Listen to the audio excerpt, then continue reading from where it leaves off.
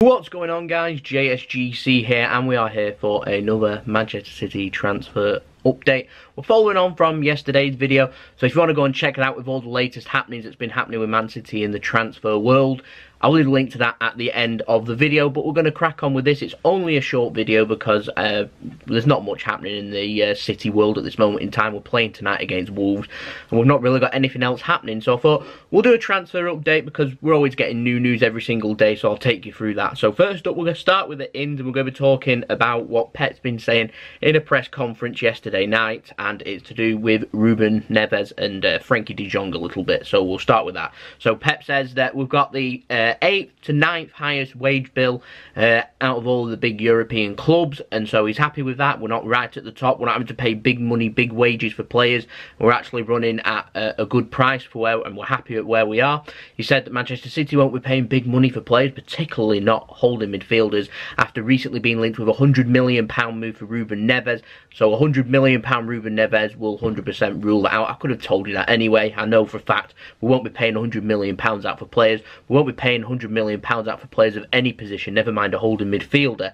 And so it got me thinking, and I was thinking that on the last update we had with Frenkie de Jong, the boat had kind of sailed. It was linked between PSG and Barcelona, and the happenings with Adrien Rabiot, how he was agreeing to go to Barcelona, and in exchange that PSG had then signed Frenkie de Jong. Well, we've had a little bit more on that, and Frenkie de Jong still prefers Barcelona to PSG, and Manchester City, if they could offer enough money, would maybe be able to tempt him to come to Manchester City. However, we're not going to be signing Frenkie de Jong because we're not going to pay that money. But Pep did say a holding midfielder, we need one. Fernandinho is 34 as of next season. He won't be able to play every few days in every game for Manchester City. He's identified, and we know that we need a holding midfielder. So if Ruben Neves is too expensive and we're going to miss out on Frenkie de Jong, where does that leave us? Are we looking at young Declan Rice that I talked about yesterday? Are we going to get Ndombele? Are we going to sign somebody else? There's got to be something, so I'm hoping in the next couple of weeks we might, if not signing anyone, be able to push forward and have a clear identity on who we're going to go for in going forward into the summer window and who we're going to sign. I know for a fact that we're looking at a left back too. Pep said only wants one player. I have a feeling that we want two, and so I'm just wondering if we might do some business or try and put the stepping stones in place for us to bring players in. Let's not forget, whilst we might not sign anyone in this window, and that's a strong possibility, we can announce pre-contracted agreements of players coming in, so it doesn't mean we can't go into negotiations. We've seen it with previous deals. We've seen it obviously with Naby Keita when he went to Liverpool. That was announced a whole year in advance. It can be announced at any one time. So I'm just wondering if Manchester City are drawing up a list, because Pep's already identified that we need a defensive midfielder. Man City might be pushing on forward, and if we're talking money, I don't see us really spending any more than what we offered for Jorginho in the summer, £44 million plus £5 million in add-ons. So we're looking at around a £49–50 million deal. So any player that's costing more than that,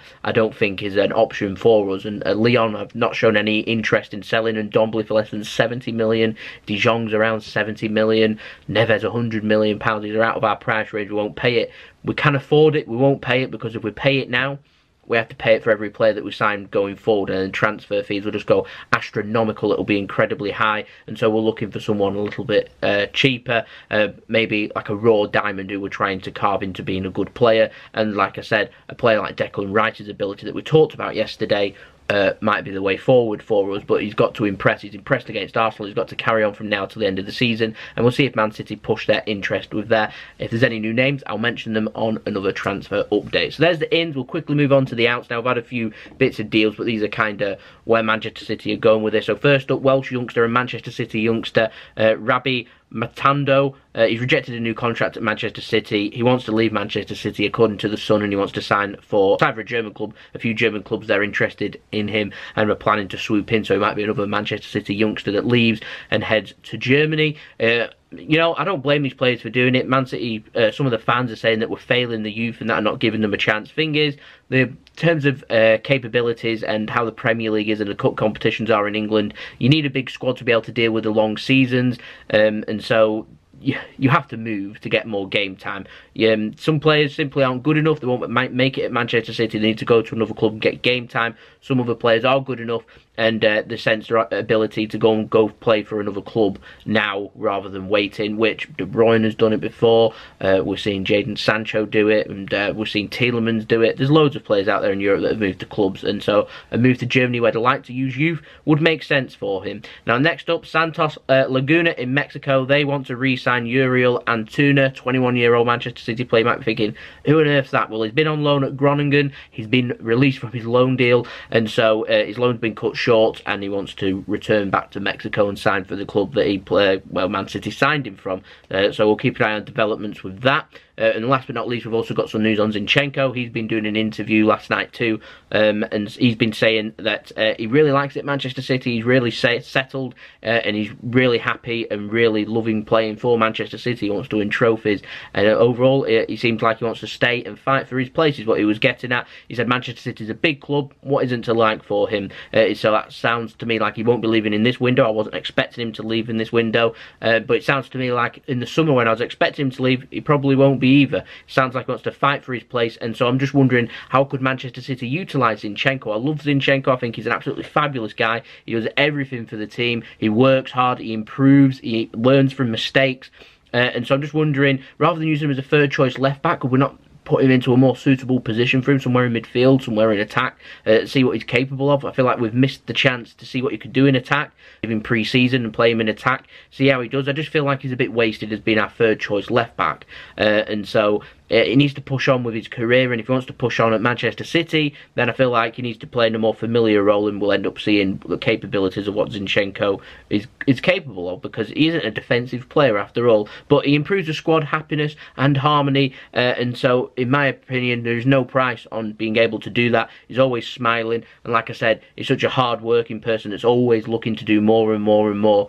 and to be honest with you, he's really grown on me, Zinchenko, and I'll be absolutely gutted if he does leave. And so I'd like to see him stay, and I'd like to see him fight for other positions, not just third choice left back. Maybe push himself forward and go into midfield. We'll have to wait and see what happens there. I hope you enjoyed the video. If you did enjoy the video, leave a big thumbs up. Don't forget, press the red button, subscribe, and press the bell and put your push notifications on to be notified when I have uploaded. Social media links, I'll keep you up to date with what's happening with JSGC and Manchester City on my Twitter and Instagram, link in description. It's been JSGC. Have a wonderful rest of your day. Peace. Ciao for now.